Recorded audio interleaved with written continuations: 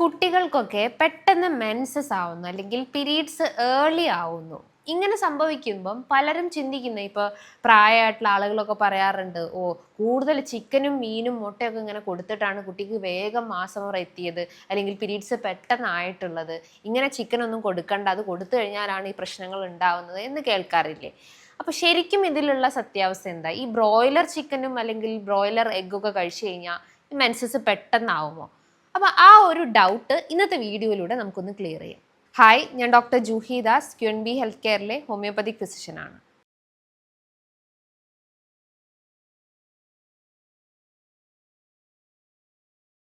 സ്ത്രീകളുടെ ശരീരത്തിൽ ഏറ്റവും പ്രധാനപ്പെട്ട ഒരു ഹോർമോണാണ് ഈസ്ട്രജൻ. അതായത് ഫീമെയിൽ റീപ്രൊഡക്റ്റീവ് സിസ്റ്റം ഹാൻഡിൽ ചെയ്യുന്ന ഒരാൾ എന്ന് പറയുന്നത് ഈസ്ട്രജൻ ആണ്. അതിനോടൊപ്പം തന്നെ ബോത്ത് ഫിസിക്കൽ ആക്ടിവിറ്റീസും മെൻ്റൽ ആക്ടിവിറ്റീസും അത് കൺട്രോൾ ചെയ്യുന്നുണ്ട്.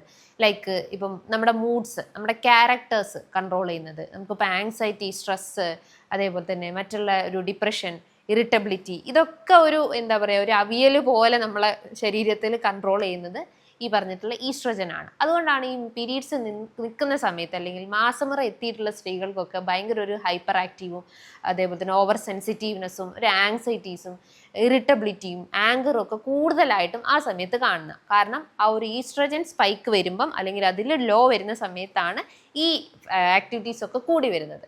എന്നാൽ ശരീരത്തിലെ ഏറ്റവും കൂടുതൽ ഫങ്ഷനിങ് നടത്തുന്ന ഒരു ഹോർമോൺ തന്നെയാണ് ഈസ്ട്രജൻ എന്ന് പറയുന്നത്. നമ്മുടെ ഫിസിക്കൽ ആക്ടിവിറ്റീസും മെൻ്റൽ ആക്ടിവിറ്റീസും എല്ലാം പിബ്യൂർട്ടി, മെൻസ്ട്രേഷൻ, പ്രഗ്നൻസി എല്ലാം കൺട്രോൾ ചെയ്യുന്നത് ഈ ഈസ്ട്രജൻ ഹോർമോൺസ് ആണ്. അപ്പോൾ ഒരു ഹോർമോൺ പ്രൊഡക്ഷൻ അല്ലെങ്കിൽ ഹോർമോൺ വേരിയേഷൻസ് സ്ത്രീകളുടെ ശരീരത്തിൽ ഏറ്റവും കൂടുതൽ നടക്കുന്നുണ്ട്. ആ ഒരു ഹോർമോൺ വേരിയേഷൻസിൻ്റെ ഒരു റിസൾട്ടാണ് നമ്മൾ കാണുന്ന മെൻസ്ട്രേഷൻ അല്ലെങ്കിൽ ആർത്തവം എന്ന് പറയുന്നത്. അത് യൂഷ്വലി പണ്ട് കാലത്തൊക്കെ കുട്ടികൾക്ക് ലേറ്റ് ആയിട്ടാണ്, അല്ലെങ്കിൽ നമ്മളിപ്പോൾ അമ്മമാരെ നോക്കുകയാണെങ്കിൽ നമ്മുടെ ഗ്രാൻഡ് പാരൻസിനൊക്കെ അല്ലെങ്കിൽ അമ്മൂമ്മമാരെയൊക്കെ നോക്കുകയാണെങ്കിൽ അവർക്ക് കുറച്ച് ലേറ്റ് ആയിട്ടൊക്കെ ആയിരിക്കും പീരീഡ്സ് ആയിട്ടുണ്ടാവുക. ഒരു 9ാം ക്ലാസ്സോ അല്ലെങ്കിൽ ഒരു 10ാം ക്ലാസ്സോ ഒക്കെ എത്തിയ സമയത്തായിരിക്കും, ചിലർക്ക് +1 +2 സമയത്തിലൊക്കെ ആയിരിക്കും പീരീഡ്സ് ആവുന്നുണ്ടാവുക. ആ സമയത്ത് എന്താണ്, കൃത്യമായിട്ട് പോഷകാഹാരങ്ങളൊന്നും തന്നെ കിട്ടുന്നില്ല. ലാക്ക് ഓഫ് ന്യൂട്രീഷൻ അല്ലെങ്കിൽ മാൽ ന്യൂട്രീഷൻ കാരണം നമ്മുടെ ശരീരത്തിലേക്ക് ഒരു എനർജി അല്ലെങ്കിൽ ഒരു പ്രോട്ടീൻസോ കാർബോഹൈഡ്രേറ്റ്സോ ഫാറ്റ്സോ ഒന്നും തന്നെ കിട്ടുന്നില്ല. ഒരു ലെസ് ഇൻടേക്ക് ആയതുകൊണ്ട് തന്നെ അവിടെ ഒരു ഡെഫിഷ്യൻസീസ് വരും. അപ്പോൾ ഈ ഹോർമോൺസ് ഒന്നും കൃത്യമായിട്ട് പ്രവർത്തിക്കാതെ വരുമ്പോൾ അങ്ങനെ ഒരു ലേറ്റ് ആയിട്ടുള്ള മെൻസസ് ആവുന്നു. പക്ഷേ ഇന്നത്തെ കുട്ടികളൊക്കെ നോക്കുകയാണെങ്കിൽ, ഈവൻ ഇപ്പം എൻ്റെ സിസ്റ്റർ ആവട്ടെ അല്ലെങ്കിൽ പല നമ്മളെ ചുറ്റുള്ള കുറേ പെൺകുട്ടികളുടെ ഒക്കെ കേസ് നോക്കുന്ന സമയത്ത് അവർക്കൊക്കെ പെട്ടെന്ന് പീരീഡ്സ് ആയിട്ടുണ്ട്. അവിടെ സംഭവിക്കുന്നത് എന്താ വെച്ചാൽ അവർ നന്നായിട്ട് ഫുഡ് കഴിക്കും. അപ്പോൾ അമ്മമാരൊക്കെ ആണെങ്കിലും അവർക്ക് വാരി ഫുഡ് കൊടുക്കും. നന്നായിട്ട് മീൻ കൊടുക്കും, ചിക്കൻ കൊടുക്കും, അതേപോലെ തന്നെ മറ്റുള്ള മത്സ്യം, പ്രോട്ടീൻസും കാര്യങ്ങളൊക്കെ നന്നായിട്ട് കൊടുക്കും. അപ്പോൾ അതിൻ്റെ ആ ഒരു ഭക്ഷണത്തിൻ്റെ ഇമ്പാക്റ്റ് കൊണ്ട് ഹോർമോൺ ഇംബാലൻസ് കാരണം അല്ലെങ്കിൽ ഹോർമോൺ ഫ്ലക്ച്വേഷൻസ് കാരണം പെട്ടെന്ന് പീരീഡ്സ് ആവുന്നുണ്ട്.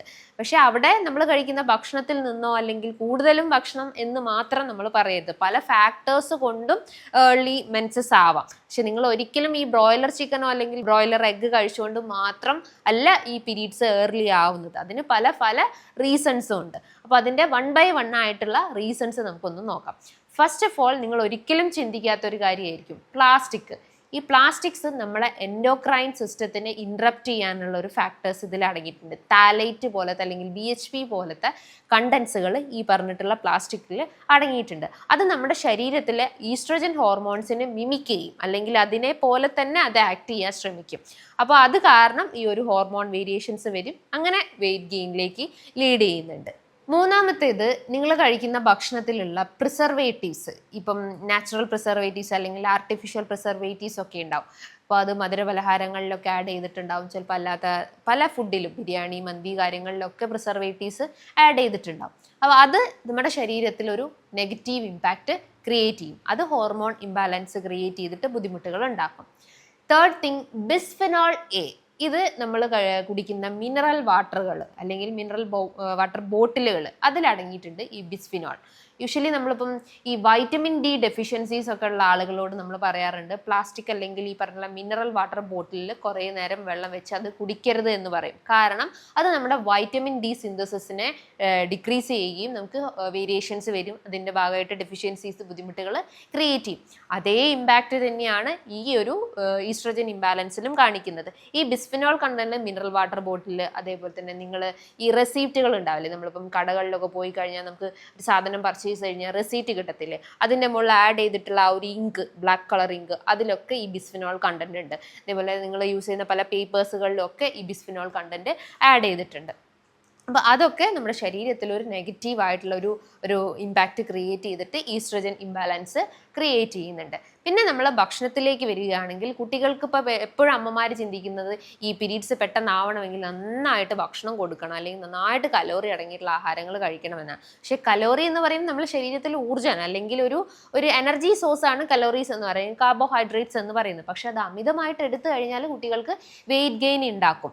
യൂഷ്വലി ഇപ്പോൾ ഞാൻ പറഞ്ഞില്ലേ, പണ്ട് കാലങ്ങളിലൊക്കെ വെയിറ്റ് ലോസ് ആണ് സംഭവിക്കുന്നത്. മാൽ ന്യൂട്രീഷൻ കാരണം നമുക്ക് വെയിറ്റ് ലോസ് ഉണ്ടാവും. BMI ഒക്കെ 19-ലും 18-ലും താഴെയായിട്ടാണ് BMI, ബോഡി മാസ് ഇൻഡെക്സ് കാണിച്ചുകൊണ്ടിരുന്നത്. പക്ഷേ ഇന്നത്തെ കുട്ടികൾക്ക് BMI എപ്പോഴും ഹൈ ആയിരിക്കും. കാരണം അവരെ ഫുഡിൻ്റെ ഇംബാലൻസ് കാരണം, അല്ലെങ്കിൽ ഫുഡ് ഓവറായിട്ട് എടുക്കുന്നത് കാരണമാണ് ഈ ഒരു ഫാറ്റി ഡിപ്പോസിഷൻസ് വരികയും അത് നമ്മുടെ ശരീരത്തിലെ ലെപ്റ്റിൻ ഹോർമോൺസ് അല്ലെങ്കിൽ നമ്മുടെ അപ്പറ്റൈറ്റ് ഹോർമോൺസിനെ സ്റ്റിമുലേറ്റ് ചെയ്യപ്പെടുകയും ആ ഹോർമോൺസ് എന്ത് ചെയ്യും, ഈസ്ട്രജൻ ഓവർ പ്രൊഡക്ഷൻസിലേക്ക് ലീഡ് ചെയ്തിട്ട് പെട്ടെന്ന് തന്നെ മെൻസസ് ആവുന്നുണ്ട്. അപ്പോൾ കാർബോഹൈഡ്രേറ്റ്സ് അമിതമായിട്ട് എടുക്കുക, അല്ലെങ്കിൽ കലോറി അടങ്ങിയിട്ടുള്ള ആഹാരങ്ങൾ അമിതമായിട്ട് എടുക്കുമ്പം അത് വെയിറ്റ് കൂടി വരും. അങ്ങനെ ഹോർമോൺ ഫ്ലക്ച്വേഷൻസ് വന്നിട്ടും പീരീഡ്സ് ഏർലി ആവാൻ ചാൻസസുകൾ കൂടുതലാണ്.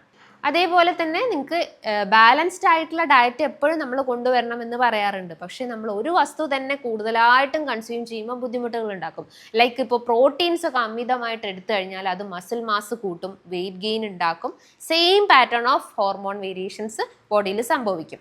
പിന്നെ കുട്ടികൾക്കൊക്കെ ക്രോണിക് ആയിട്ടുള്ള സ്ട്രെസ് ഉണ്ടാവും. അപ്പോൾ നിങ്ങൾ ചിന്തിക്കും, ഈ കൊച്ചു കുട്ടികൾക്കൊക്കെ എന്താണ് ഇപ്പോൾ ഇത്രയും വലിയ സ്ട്രെസ് ഉണ്ടാവാൻ കാരണം, അവർക്ക് എന്ത് ബുദ്ധിമുട്ടാണ് ഉണ്ടാവുന്നത് എന്ന്. പക്ഷേ ഇന്ന് നമ്മൾ നോക്കി കുട്ടികളുടെ ഒരു സ്റ്റഡി അറ്റ്മോസ്ഫിയർ നോക്കുമ്പം പാരൻസ് ആവട്ടെ, അവരെ ടീച്ചേഴ്സ് ആവട്ടെ, ഒരു ഓവർ പ്രഷർ കൊടുക്കുന്ന ഒരു അറ്റ്മോസ്ഫിയറിലാണ് നമ്മുടെ കുട്ടികളെല്ലാവരും വളർന്നുകൊണ്ടിരിക്കുന്നത്. ഇപ്പോൾ ഹോം വർക്കുകൾ ഉണ്ടാവും, പല ക്ലാസ് വർക്കുകൾ ഉണ്ടാവും, പല കോമ്പറ്റീഷൻസിലുണ്ടാവും. ഈവൻ കൊച്ചു കുട്ടികളിൽ വരെ ഇന്ന് എൻട്രൻസിൻ്റെയും അതേപോലെ തന്നെ പല കോമ്പറ്റീറ്റീവ് എക്സാംസിലൊക്കെ പ്രിപ്പയർ ചെയ്യാൻ വേണ്ടിയിട്ട് അതിൻ്റെ കോച്ചിങ് കുഞ്ഞു ക്ലാസ്സിലേ കണ്ടിന്യൂസ് ആയിട്ട് കുട്ടികൾക്ക് കൊടുത്തുകൊണ്ടിരിക്കുകയാണ്. അതൊരു ടൈപ്പ് ഓഫ് ഒരു മെൻ്റൽ സ്ട്രെസ്സാണ്, അല്ലെങ്കിൽ ഒരു ക്രോണിക് സ്ട്രെസ്സാണ്. കുട്ടികൾക്ക് അത് പുറത്ത് എക്സ്പ്രസ് ചെയ്യാൻ അറിയത്തില്ല. അവർ ചെറിയ പ്രായമായതുകൊണ്ട് തന്നെ അവർക്കൊരു ഇമോഷൻ എക്സ്പ്രസ് ചെയ്യാനോ കാര്യങ്ങൾ പുറത്ത് പറയാനോ ചിലപ്പോൾ അവർ അറിയത്തുണ്ടാവില്ല. അപ്പോൾ പാരൻസ് നമ്മൾ അതിനെ മനസ്സിലാക്കിയിട്ട് അതിന് കൃത്യമായിട്ടുള്ള ഗൈഡിങ്സും കാര്യങ്ങളും അതേപോലെ തന്നെ ഒരു കെയർ, അട്രാക്ഷൻസ് കാര്യങ്ങളൊക്കെ കുട്ടികൾക്ക് കൊടുക്കണം. അപ്പോൾ ഒരു ക്രോണിക് സ്ട്രെസ് കാരണം കോർട്ടിസോൾ ലെവൽ ഇംബാലൻസ് വരും, അത് ഹോർമോൺ വേരിയേഷൻസ് ക്രിയേറ്റ് ചെയ്യും. അങ്ങനെ പീരീഡ്സ് ഏർലി ആവാൻ ചാൻസസ് ഉണ്ട്. പിന്നെ ജനറ്റിക് ഹിസ്റ്ററി ഒരു മെയിൻ ഫാക്ടറാണ്. ഇപ്പോൾ നിങ്ങൾ അമ്മമാർക്കോ അമ്മൂമ്മമാർക്കോ ഒക്കെ പെട്ടെന്ന് പീരീഡ്സ് ആയിട്ടുള്ള ഒരു ഫാമിലി ഹിസ്റ്ററി ഉണ്ടെങ്കിൽ അതും ഇതിനെ ട്രിഗർ ചെയ്യുന്ന ഒരു ഫാക്ടറായിട്ട് പറയാവുന്നതാണ്. അപ്പോൾ ഒരിക്കലും നിങ്ങൾ ഈ ബ്രോയിലർ ചിക്കനെയോ അല്ലെങ്കിൽ ബ്രോയിലർ എഗ്ഗിനെയോ ഒരിക്കലും ഇതിനെ ഒരു എന്താ പറയുക, അതാണ് പീരീഡ്സ് കൂട്ടുന്നത് അല്ലെങ്കിൽ പീരീഡ്സ് പെട്ടെന്നാക്കുന്നത് എന്ന് നമ്മൾ കംപ്ലീറ്റ് ആയിട്ടും അതിന് പറയാൻ പറ്റത്തില്ല.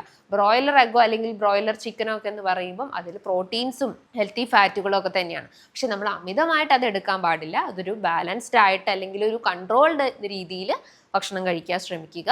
അതിനോടൊപ്പം തന്നെ കുട്ടികൾക്ക് നന്നായിട്ട് പോഷകാഹാരങ്ങൾ അടങ്ങിയിട്ടുള്ള ഫുഡ് ഐറ്റംസ് കൊടുക്കുക. ലൈക്ക് ഇപ്പോൾ പ്രോട്ടീൻസും ഫാറ്റ്സുകളും ചെറുധാന്യങ്ങളും റാഗി, മുത്താറി, ഇലക്കറികൾ, ഫ്രൂട്ട്സ്, വെജിറ്റബിൾസ് ഇതൊക്കെ നന്നായിട്ട് ഭക്ഷണത്തിൽ ഉൾപ്പെടുത്തി കഴിഞ്ഞാൽ തന്നെ കുട്ടികൾക്ക് ഉണ്ടാകുന്ന ഈ ഹോർമോൺ ഇംബാലൻസ് കറക്റ്റ് ചെയ്യാം. അതിനോടൊപ്പം തന്നെ മറ്റ് വെയിറ്റ് ലോസിൻ്റെ പ്രശ്നങ്ങളും വെയിറ്റ് ഗെയിനിങ് പ്രശ്നങ്ങളൊക്കെ ഉണ്ടെങ്കിലും അത് നമുക്ക് കറക്റ്റ് ചെയ്ത് കൊണ്ടുവരാവുന്നതാണ്. സോ ഇതുമായി ബന്ധപ്പെട്ട് നിങ്ങൾക്ക് എന്തെങ്കിലും ഡൗട്ട്സ്, ക്വയറീസ് കാര്യങ്ങളൊക്കെ ഉണ്ടെങ്കിൽ താഴെ കാണുന്ന നമ്പറിൽ കോൺടാക്റ്റ് ചെയ്യാവുന്നതാണ്. നല്ല ഹെൽത്ത് ടോപ്പിക്കുമായി വീണ്ടും കാണാം. Thank you.